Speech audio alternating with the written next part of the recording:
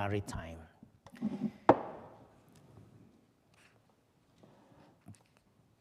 I will ask you if you really listen to the gospel. How many times the landowner sent laborers to his vineyard?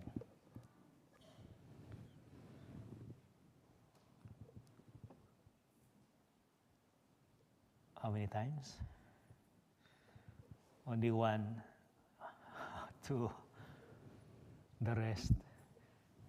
Not listening? Or just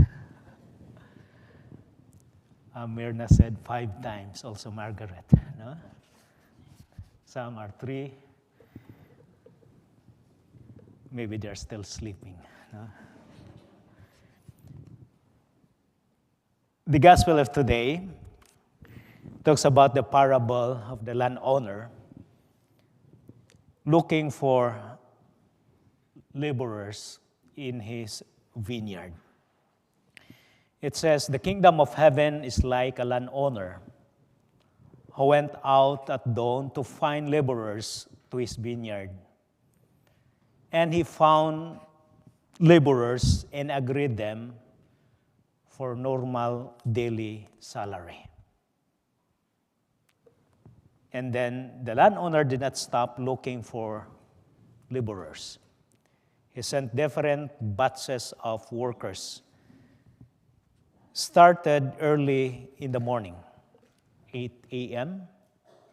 The second batch, 9 a.m., 12 noon or noon time. The fourth batch, 3 p.m., and the last one, 5 p.m. Practically, the last group just work 1 hour. Some significant elements in the gospel of today. First, the owner himself went out and searched for workers in the vineyard. Instead of sending his servant or his foreman to look for laborers, but he himself went out several times in different hours of the day. The second, this move is not beneficial to his business. He just concerned his laborers by paying them equal salary. What do you think, no? If you are the owner of that vineyard, or for example, you have a business and you find workers, and some workers just come 1 hour, and you pay that worker salary for 1 day. Is that good? No? My dear brothers and sisters, the quite challenging part in the gospel, when payment time, the workers who worked late were the one who received first. And they received the same payment as what the normal daily wages. And those who worked earlier, they thought that they can receive more than those who work for just 1 hour. This parable reminds us that although God owes us nothing, He offers abundantly and equally.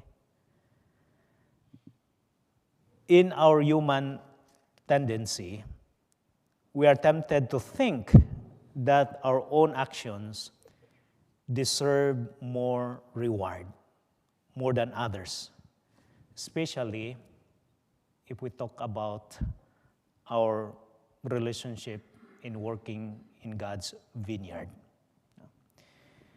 God's mercy and generosity cannot be quantified. Maybe many of us think that it was unfair to the workers who work early in the morning.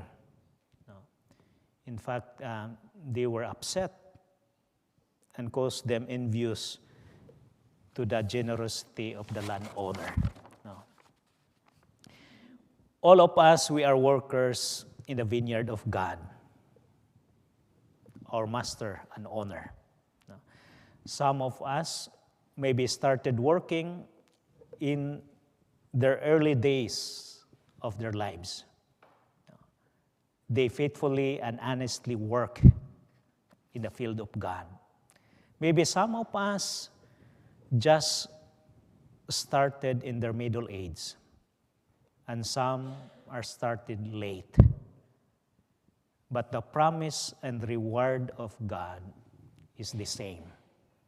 God promised us eternal and everlasting happiness. No.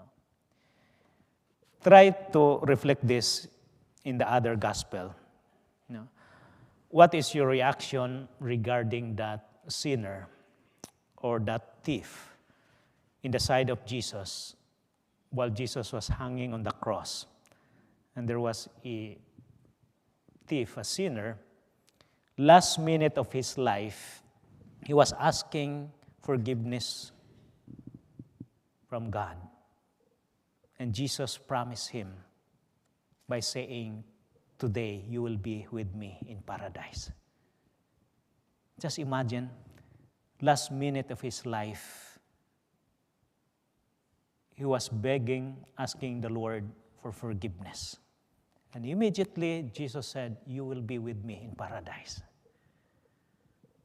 What is your thinking about that? Are you envy? No? Are you jealous of that?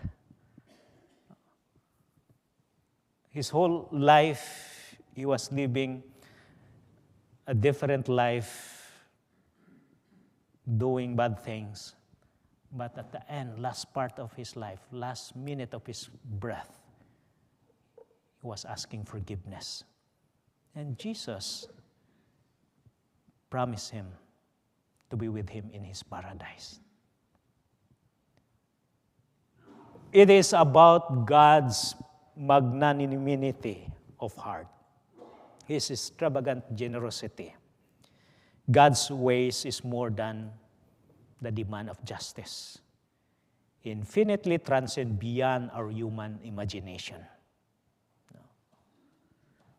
How about the story of the prodigal son?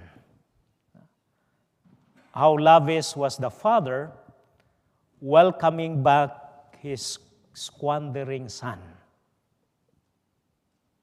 He wasted the wealth of his father, yet the father celebrated with great feast for coming back of his son. Is that worth to celebrate? No. After all what the son did to his father, wasting all his money.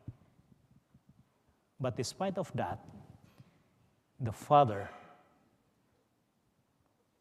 celebrated in great feast because his son is coming back. Maybe in our human understanding, it's not worth. But God does not make our mind is not the mind of God. Brothers and sisters, God does not make us contract. He makes covenants in which He promises us everlasting happiness. He is rewarding us not because we are worthy of our efforts, but because of His overflowing mercy and generosity. Because of His boundless generosity, mercy, and compassion to us. Stop focusing on our entitlements. Everything that we have in this life are gifts from God. We have nothing. When we were born in this world, we had nothing. We came in this world empty. The time we were born, all of us are naked. When we will die, we will bring nothing. we will bring nothing. All that we have are gifts from God. Freely, freely you have received, and freely, freely give. Lastly, my dear brothers and sisters, as what being mentioned in the first reading, for my thoughts are not your thoughts, neither are your ways my ways, declares the Lord. For as the heavens are higher than the earth, so are my ways higher than your ways, and my thoughts than your thoughts. We cannot fully understand and comprehend the greatness of God. His love, His mercy, His compassion to us is beyond our human imagination. The challenge for us, don't complain, just work in His vineyard.